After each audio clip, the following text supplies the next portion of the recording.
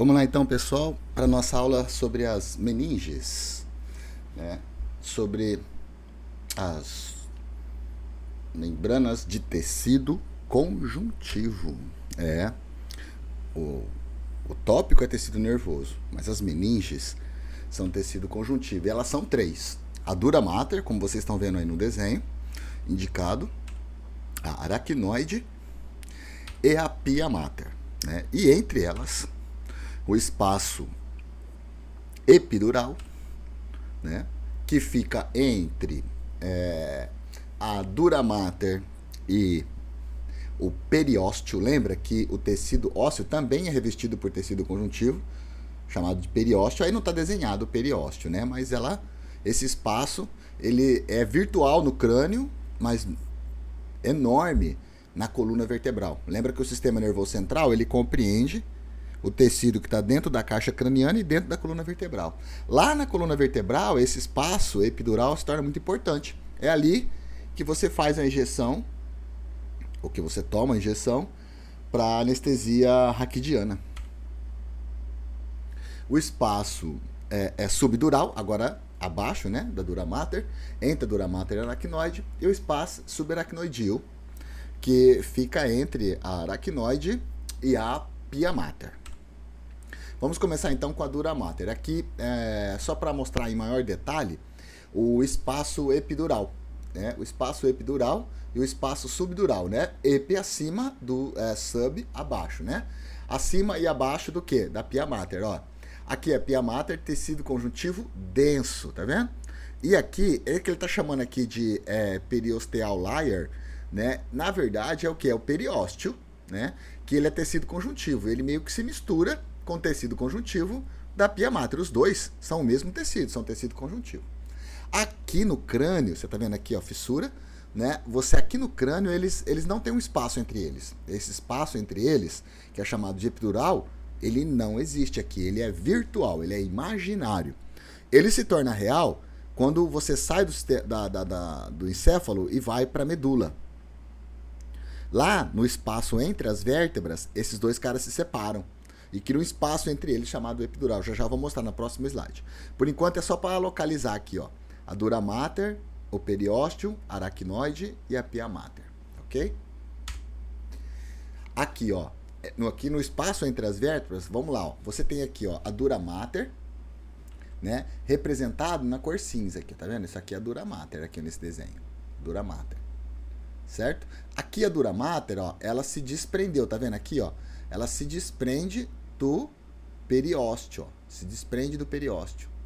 E fica um espaço entre eles, entre o periósteo e a dura mater, que é chamado espaço epidural. Alguns autores chamam de peridural, extradural, epidural, é qualquer coisa acima da dura mater. É nesse espaço aqui que você toma a injeção raquidiana, né, para anestesia. E você tem aqui, né, o periósteo, né, como eu falei, e o espaço epidural, como acabei de dizer, né? O espaço subdural fica abaixo, né, da dura mater, que é esse espaço que está em preto aqui, ó. Porque o limite dele de baixo é o quê? A aracnoide, que está em branco aqui, ó. Certo? Então, revisando, nós temos a aracnoide, o espaço subdural, a dura mater, o espaço epidural e o periósteo. Tá ok? A dura mater, ela é feita de tecido conjuntivo denso modelado, que é comumente encontrado na onde? Nos tendões, né? É o tecido conjuntivo mais rígido, né? Especializado em suportar tensões. Das três meninges, a dura mater é a mais resistente, né? E ela tem um epitélio simples pavimentoso, né? E o espaço peridural, que só existe lá na coluna, não existe no encéfalo, é repleto por tecido conjuntivo frouxo, veias, tecido adiposo, ok? Bom, vamos para a aracnoide agora. A aracnoide, né, como você está vendo aqui no desenho, em azul, né, ela tem umas vilosidades aqui, ó, tem umas vilosidades, né, que aumenta muito a área dela. E essa vilosidade, com essa área aumentada, serve para absorver quem? O líquido céfalo-raquidiano. Esse aqui é o líquido céfalo-raquidiano, que fica entre a aracnoide e a pia mater. Esse espaço entre aracnoide e pia mater é repleto de vasos sanguíneos. Se chama espaço subaracnoideu. E aqui é que fica o líquido céfalo-raquidiano, que preenche os ventrículos laterais, o terceiro, o quarto ventrículo e o canal medular da coluna vertebral, certo? Porque o nosso tecido nervoso, ele está dentro, né, desse sistema de líquidos, que ajuda no amortecimento, evitando lesões durante choque, durante desacelerações abruptas, né? Ele protege o sistema nervoso, né?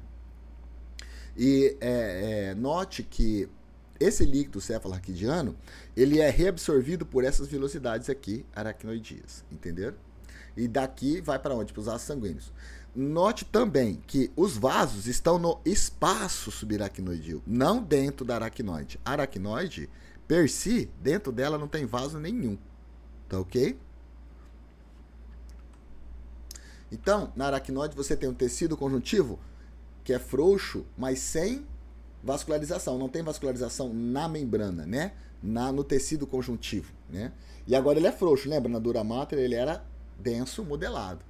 O epitélio também é simples pavimentoso. Já o espaço subaracnoideu, que tem o líquido céfalo-raquidiano, esse sim é repleto de vasos, né? E você tem ali as vilosidades da aracnoide, que é para reabsorver esse líquido. Mas quem é que fabrica esse líquido? Quem fabrica esse líquido é a pia mater. A pia mater, ela vai fabricar o líquido através do plexo coroide. Mas antes de chegar lá no plexo coroide e no líquido céfalo-raquidiano, vamos dar uma olhada aqui na pia mater. A pia mater, tá vendo? Ó, são essa estrutura aqui, ó, que ele tá dobrado aqui, tá vendo? Ó? Acima dela vai ter o espaço subaracnoideu, com aqueles montes de vasos sanguíneos, tá vendo? A aracnoide, né? E a dura mater, que aqui não está dividida em duas partes, porque está representando o sistema nervoso encefálico, né? Central na porção encefálica. Bom, veja que os vasos sanguíneos, eles saem da região subaracnoidea e atravessam a pia mater e vão até a corrente sanguínea, né? Aqui, tá vendo aqui a pia mater, ó? Ela é em contato com quem? Com os astrócitos, né? Ela está em contato direto com os astrócitos, né? E esses astrócitos, juntamente com as junções que existem aqui nos vasos sanguíneos, junções de oclusão, formam a chamada barreira hematoencefálica, né? Que essa barreira é importante para selecionar as moléculas que podem sair da corrente sanguínea e irem para o interstício celular no sistema nervoso central, né? No sistema nervoso central, você tem uma dificuldade maior de escapar de dentro dos vasos e ir para o interstício devido à presença das junções de oclusão e dos astrócitos, né, que tocam tanto os neurônios quanto os vasos com seus prolongamentos, né, filtrando, segurando, controlando tudo que chega no espaço intersticial, tudo que chega no neurônio, né? Lembrando que o astrócito é o cão de guarda do neurônio, tá ok? E você tem um espaço aqui entre a pia mater e esses astrócitos, que a gente chama de espaço perivascular, né? Então, embora a pia mater seja de tecido pavimentoso simples, ela tem algumas emersões, né? Ela emerge, né, uma estrutura chamada plexo coroide, que é um tecido formado agora, um tecido conjuntivo frouxo com epitélio cúbico. Eu falei para você que a pia mater era pavimentoso, e exceto quando forma o plexo coroide, que é uma estrutura que salta, que sai da pia mater e invade o espaço dos ventrículos, né? E é um tecido que emerge, né? Emerge da pia mater, mas a pia mater, que é pavimentoso, emerge um tecido cúbico, né? Um tecido cúbico. E esse tecido cúbico, ele tem vasos sanguíneos, né, capilares que não são fenestrados, são capilares sem fenestras, né? São capilares fenestrados, são capilares sem a oclusão, sem a barreira hematoencefálica. Aqui não tem barreira hematoencefálica, que é muito fácil escapar para onde? Para o líquido céfalo-raquidiano, né? Mas o sistema nervoso continua protegido. Por quê? Porque os ventrículos são envoltos pela pia mater na sua porção que tem a barreira hematoencefálica, onde o tecido epitelial pavimentoso, com um monte de junção de oclusão, está ali fechando o sistema nervoso central. Mas quando ele tem essas emissões aqui plexo coroide, né? Nesse plexo coroide os vasos sanguíneos perdem a junção de oclusão, né? E é por aqui que sai quem? O líquido cefalorraquidiano, que vai envolver todo o sistema nervoso central, né? E aqui está mostrando o epitélio cúbico simples, né? Então, a pia mater, né? Ela é um tecido conjuntivo frouxo ricamente vascularizado, um epitélio simples pavimentoso, exceto no plexo coroide, que o epitélio passa a ser simples cúbico, né? E é responsável, né? Participa também da formação da barreira hematoencefálica. E é isso aí, pessoal.